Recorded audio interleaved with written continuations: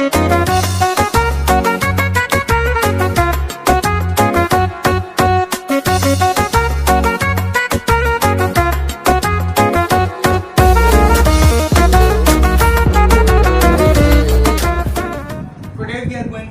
the new chapter of grade 7 from NCERT book, chapter number 5.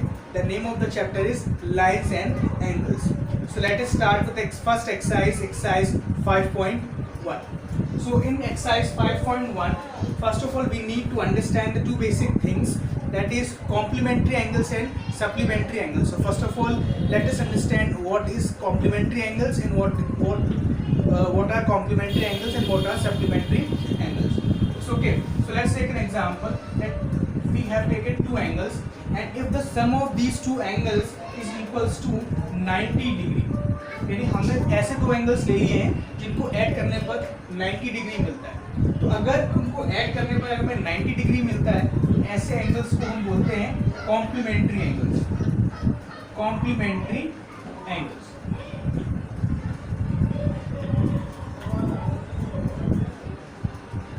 Angle x और y ये हो गए हमारे कॉम्प्लीमेंट्री एंगल्स. और साथ में ही हम ऐसे भी बोल सकते हैं कि एंगल x का जो कॉम्प्लीमेंट एंगल है वो है y और y का कॉम्प्लीमेंट एंगल है x.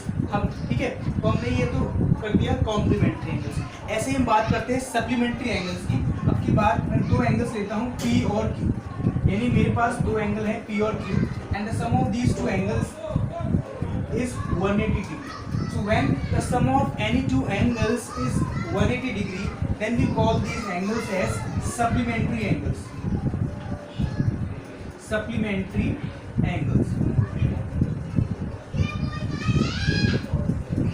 So I hope you all would have understood that what are complementary angles and what are supplementary angles. ठीक है ना. तो अगर हमें किसी एंगल का कॉम्प्लीमेंट एंगल अगर फाइंड करना है कॉम्प्लीमेंट, तो उसे 90 में से माइनस कर देते हैं. और अगर हमें किसी एंगल का सप्लीमेंट एंगल फाइंड करना है तो उसे यानी कि 180 से माइनस कर देंगे. तो सिंपल सी बात है, क्योंकि कॉम्प्लीमेंट्री एंगल्स का सम 90 होता है इसलिए 90 से सब्ट्रैक्ट करते हैं, और क्योंकि सप्लीमेंट्री एंगल्स का सम 180 होता है इसलिए सप्लीमेंट एंगल निकालने के लिए 180 से सब्ट्रैक्ट कर देते हैं. सो let us start with first question of exercise 5.1. So in this given, what is given? Find the complement of each of the following angles, and first is 20 degree. मैं आपको बता देता हूँ तो first angle, how to find out the first angle.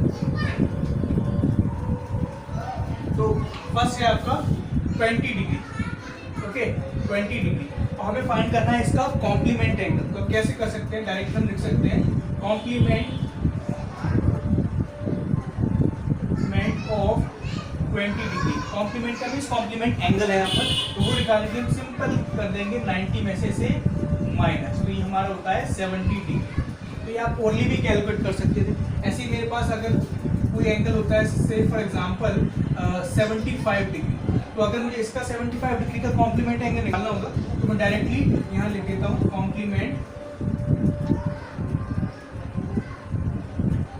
Of 75 degree is equal to simple 90 minus 75 and the answer is 15 degree. Okay, तो ये था आपका क्वेश्चन नंबर 1 जिसमें आपको कॉम्प्लीमेंट्री एंगल फाइंड करना था. Similarly we can do the question number 2, and in question number 2 we have to find out the supplement of angles. Okay, supplement angle तो वो कैसे फाइंड करेंगे? सिंपल मेथड यही है. बस हमें पता है कि सप्लीमेंट्री एंगल्स का सम 180 होता है, इसलिए उसका सप्लीमेंट फाइंड करने के we will subtract from 180, and the method is exactly same like question number 1. Say for example I have an angle, I am telling now question number 2. Okay, I have an angle say 110 degree. Okay, so how can we do that? Say, and I want to find out the supplement of 110 degree. तो simple आप क्या करते हैं, जैसे ये मेरे पास question है कि 110 मुझे गिवन है और मुझे इसका सप्लीमेंट फाइंड करना है. ठीक है ना, सब यानी यहाँ पर आएगा डबल पी. तो सप्लीमेंट ऑफ 110 फाइंड करना है, तो उसके लिए क्या कर देंगे? सिंपल 180 में से इसको सब्ट्रैक्ट कर देंगे. 180 माइनस 110 दैट मीन्स 70 डिग्री. तो ये आपको समझ आ गया, बहुत ही सिंपल है.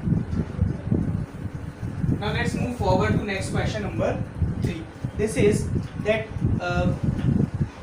identify which of the following pairs of angles are complementary and which are supplementary. Then in question number 3 we have to check that which are the supplementary angles and which are the complementary angles. So say for example I am telling question number 3, यानी हमें find करना है कि कौन से इसमें से supplementary angles हैं और कौन से कॉम्प्लीमेंट्री एंगल्स। आप सपोज कर लीजिए कि अगर आपको यहाँ पर गिवन है एक 50 डिग्री एंड 30 डिग्री, तो आप क्या करेंगे, इनको ऐड कर लेंगे।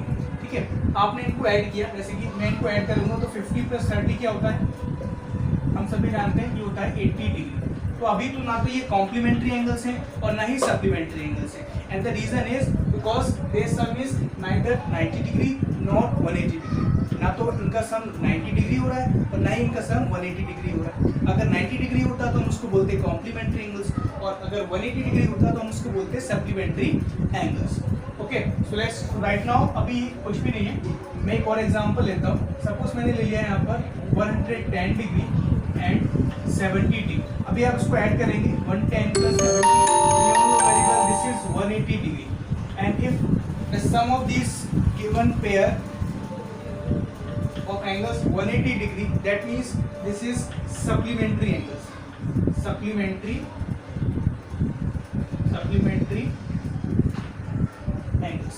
ऐसे ही आप चेक कर लेंगे, अगर टू एंगल्स का सम अगर 90 डिग्री आ रहा है then we can say that the sum of then the angles are complementary angles। So this was the question number 3. Now next is question number 4. It's given here that find the angle which is equal to its complement, यानी कि हमें find करना है एक ऐसा angle जो अपने ही कॉम्प्लीमेंट एंगल्स के इक्वल है। So let us understand question number 4। Let one of the two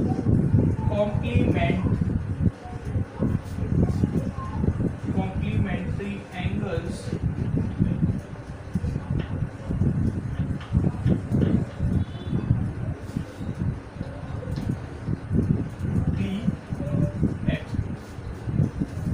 equal लगा देता हूँ, तो आप ऐसे समझ लीजिएगा कि let one of the two equal complementary angles be x, यानी जो टू कॉम्प्लीमेंट्री एंगल्स हैं उनमें से कोई एक एंगल है एक्स, मैंने यहाँ पर सपोज कर लिया, but it's given to us that angle is equal to its complement angle, यानी जो एंगल है वो अपने ही कॉम्प्लीमेंट एंगल के इक्वल है। यानी कि अगर ये एंगल एक्स है तो जो दूसरा एंगल है वो भी इसके इक्वल होगा। That means we can write here x plus x, and we all know very well the sum of the complementary angles is always 90 degree, तो हम यहाँ पर लिख सकते हैं 90 degree. okay, now we can solve it, x and x, it's 2x is equals to 90 degree and x is equals to 90 divided by 2, this 2 has come in denominator, now let's cancel 2 one time and this 245 times and the answer is 45 degree, यानी वो angle है हमारा 45 degree. और हम चाहते हैं तो देख सकते हैं कि 45 एक एंगल हो गया 45, तो दूसरा भी x इक्वल है, तो यानी कि 45 तो दूसरा भी होगा 45, और अगर ये कॉम्प्लीमेंट्री एंगल्स हैं तो इनको ऐड करने पर 90 मिलना चाहिए। So let's check 45 + 45 is 90 degree. So yes, we are right and question is also always correct that each complementary angle is equal. Okay, so this was the question number 4. Next is question number 5. It is that find the angle which is equal to its supplement. Question is exactly same. In place of complement angles, they have given supplement angles. Okay, supplementary angles mean to say. So what we will do here, बिल्कुल ऐसे ही करना है। मैं यहाँ पर change कर रहा हूँ बस केवल थोड़ा सा कि यहाँ पर मैं लिख देता हूँ let one of the two equal है question number 5. Let one of the two equal supplementary angles, supplementary, थोड़ा स्पेस कम था इसलिए मैंने ऐसे कर दिया, ओके, बट इट्स सेम।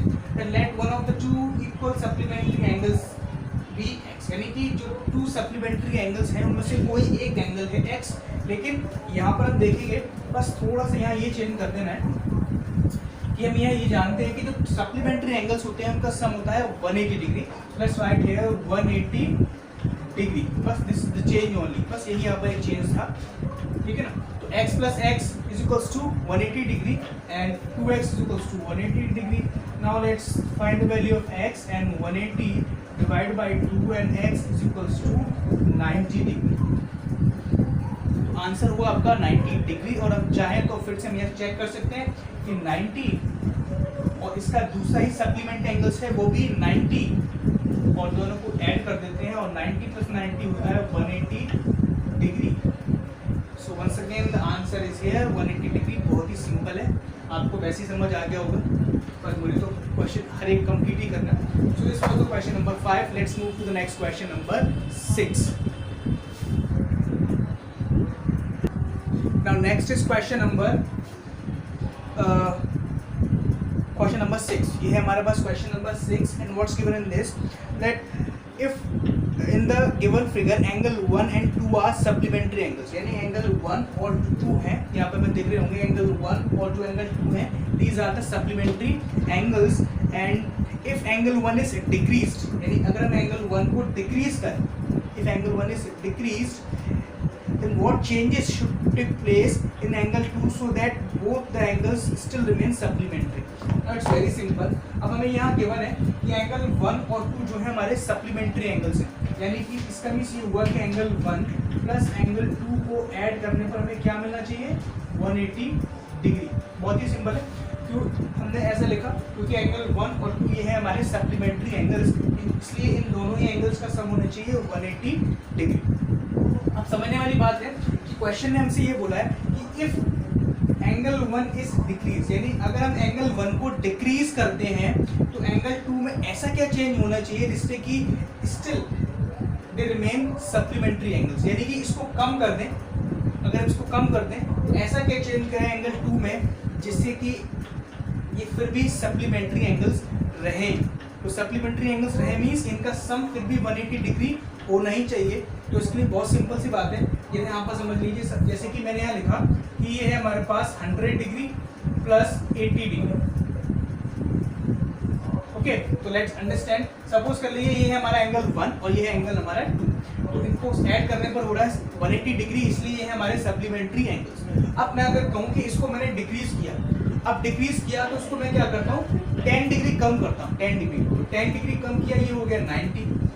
तो लेकिन हमें ध्यान रखना है कि सप्लीमेंट्री एंगल्स ये रहने ही चाहिए। तो उसके लिए क्या करना पड़ेगा कि अगर इसको हमने 10 डिग्री लेस किया है तो we will have to increase this angle by same measure, यानी कि अगर इसको 10 डिग्री कम किया है तो इसको 10 डिग्री बढ़ा देंगे, यानी इसको बढ़ा दिया हमने 10 डिग्री, इसको हमने -10 किया तो इसको हमने कर दिया +10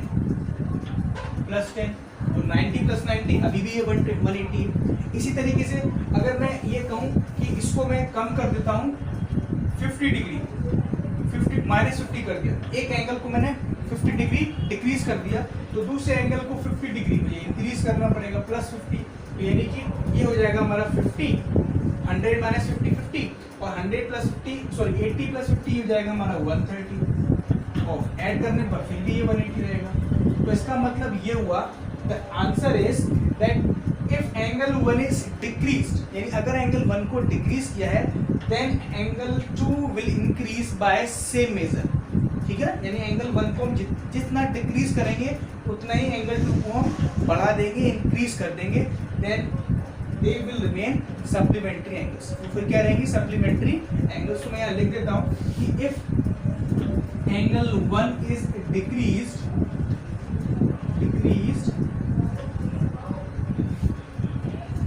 then angle 2 will increase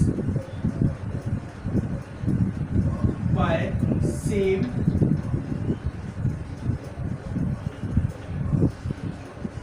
measure। Marker थोड़ा लाइट हो गया पर समझ आ रहा होगा कि if angle 1 is decreased then angle 2 will increase by same measure।